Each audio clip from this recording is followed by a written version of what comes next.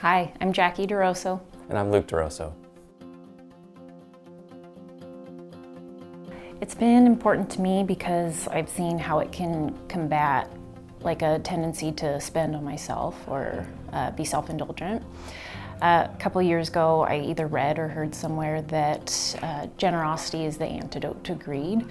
And that was really convicting to me at the time because I was watching this kind of lifestyle creep in me as we became more financially comfortable or flexible than we'd been before. And so that has been such a helpful, succinct reminder to me that generous giving, in this case, is the antidote to the greed I see bubbling in myself.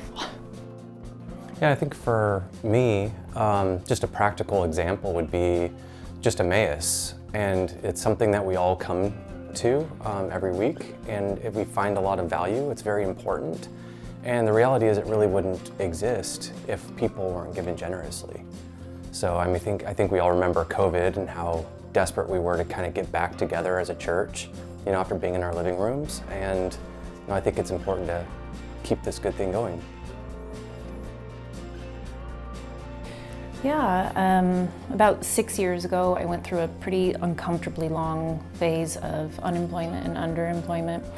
And so that was a time where that financial stress caused us to look at the budget and feel like every single dollar was spoken for, and having hard conversations about like conventional wisdom to say would pull back or save or hoard money, or just having to struggle with the faith of remaining faithful and being reminded that God stayed faithful to us in so many big and small ways that it was important that we stay faithful to Him.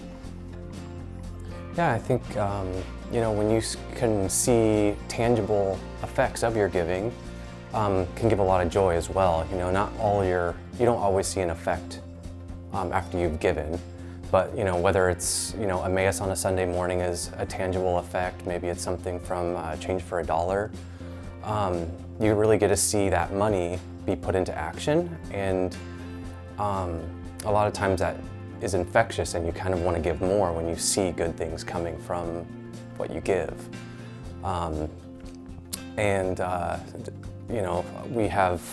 We have an accountant that every year he gently reminds us that you could be putting more money into retirement, and he says like you guys you're given such and such amount as if we don't know. And so we usually leave that conversation thinking like maybe we should give more next year, just kind of surprise him a little bit. And and if he asks why aren't we investing into retirement, we are. It's a little place called heaven. We'll show him. Yeah.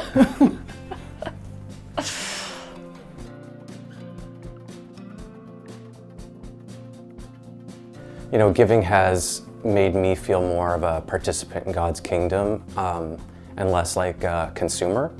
And we earn what we earn and we have what we have, and that's it. And I think this has kind of reshaped our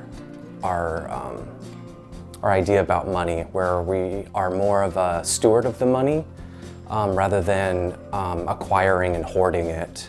Where we have to be good stewards of that money, and that means to be generous with it as well.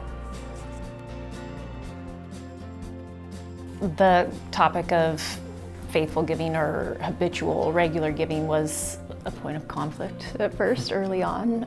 We both grew up in Christian families, but just received different messages and lessons from our parents about giving.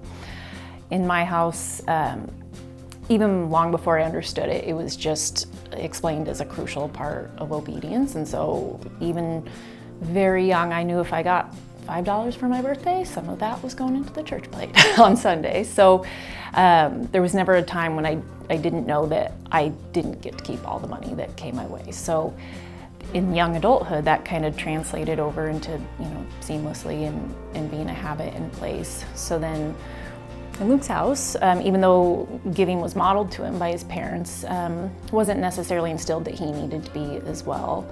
So when we got married, there were some early conversations like he'd be shocked, like, oh, every paycheck? Or like you and my what? The tips. tax return? I'd be like, yeah, hun, every paycheck, yeah, the tax return. Or in his business, a lot of people pay him in cash, and he had convinced himself for a while, like, God doesn't care about the cash.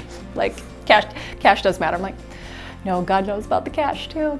So thankfully he's a good sport. Yeah. Quick learner, huh? Yeah. Yeah. Yeah, I would say just try it. You just start. You just start.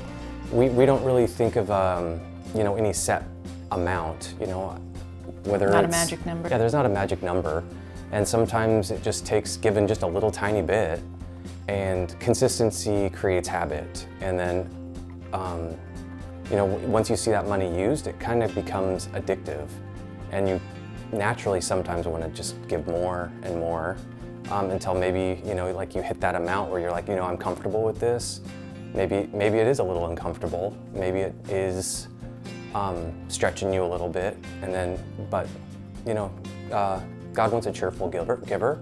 So, I wouldn't be giving out of reluctance or anger. Just give what you want to give. And I think that for us, it just needs to be a meaningful amount that is sacrificial too. And so even if you start small where it's not maybe necessarily a sacrificial amount yet, I think God will honor just the habit and can honor your willingness with new insight or alleviate skepticism about why it's important and why you should be doing it. And then you can find joy in it too.